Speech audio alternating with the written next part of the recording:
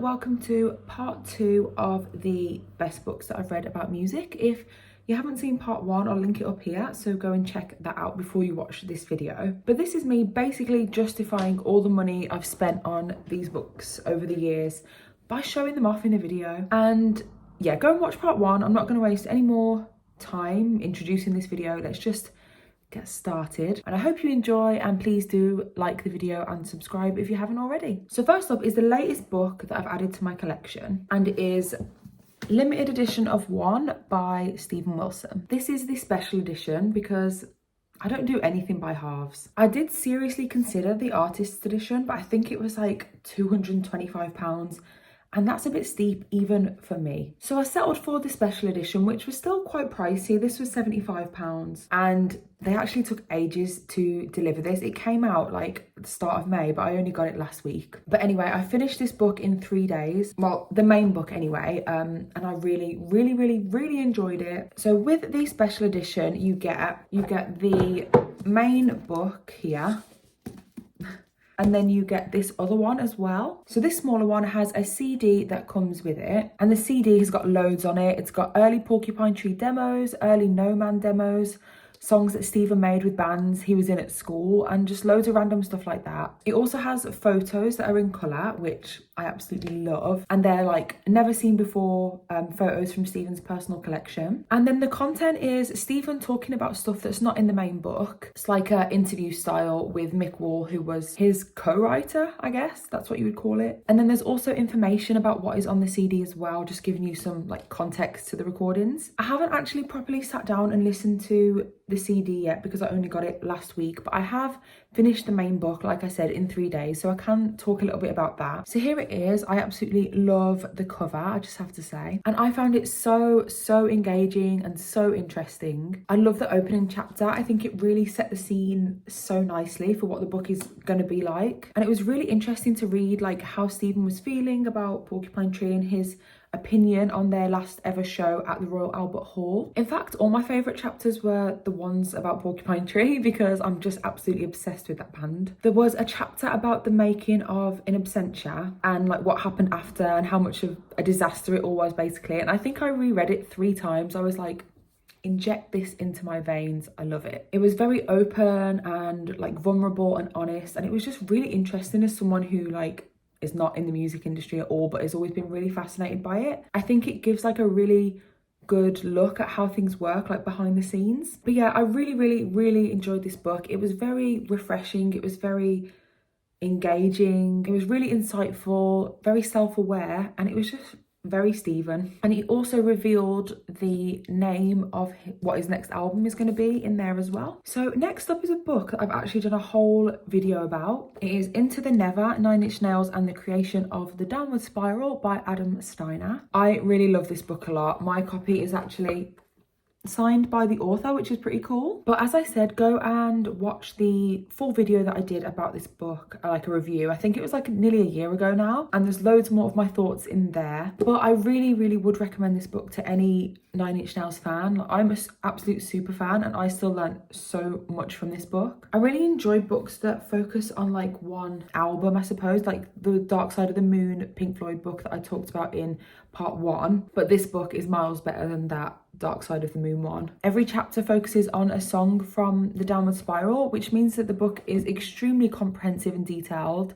It's so well researched. I can't even imagine how long the researching must have taken for this book, but it really pays off and it really elevates the book. And picking this back up in preparation for this video, I haven't picked it up in a few months, and it was such a joy. Like, I've forgotten how seriously good this book is. And I know a lot of people that follow me are 9 Inch Nails fans, so if you are, you need this book. So next up is one of my all-time favourites. I absolutely adore this book. I got it for Christmas, last Christmas, from my little brother, and it absolutely exceeded all expectations that I had. This is Pink Floyd, all the songs, the story behind every track. And this has to be one of the most extensive music books I have ever read in my life. And it's quite self-explanatory, but this book has every single song Pink Floyd has ever released, and it goes into so much detail about all of it. It is a massive book. It has so many pages and it is ridiculously heavy. I have this on the coffee table in my living room so that when people come to my house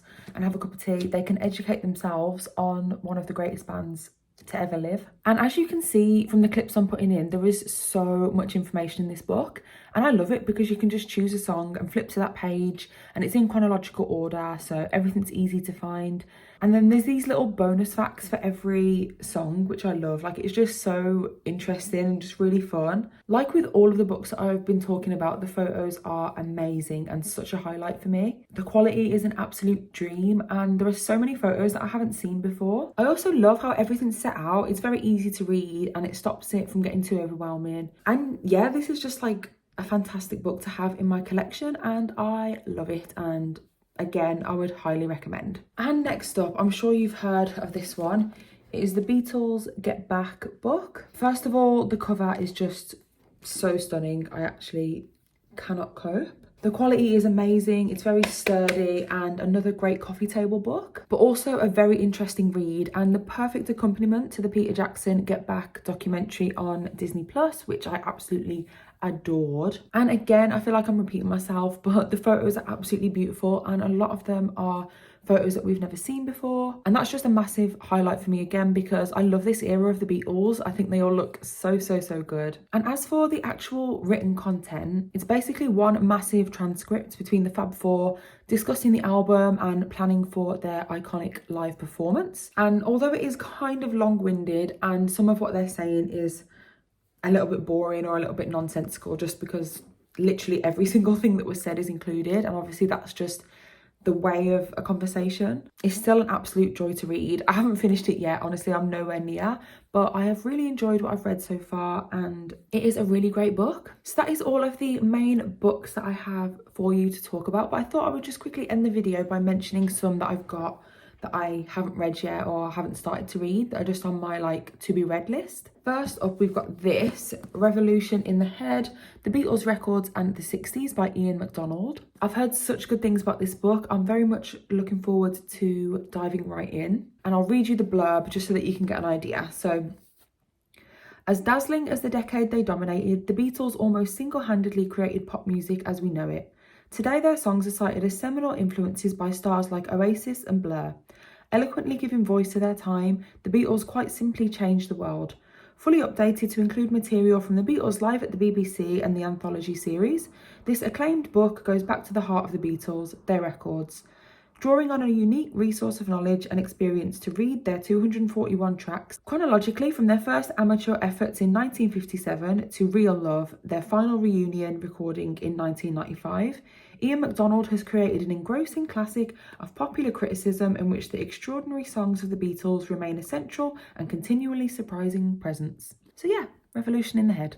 And another one I have, it is Beatles related again. This is Lennon, The Definitive Biography by Ray Coleman. I am so intimidated by this book. This is a big book. Honestly, God knows when I'll ever actually read this, if I ever will. It's over 800 pages and the writing is pretty small and it scares me. But yeah, obviously this is a biography about the late, great John Lennon. It seems like it's going to be very detailed and very comprehensive. And I'm sure I'll get round to it at some point. I'll update you guys if I ever do finish this. So that is the end of the video. I really hope you've enjoyed it and I hope you enjoyed part 1 as well.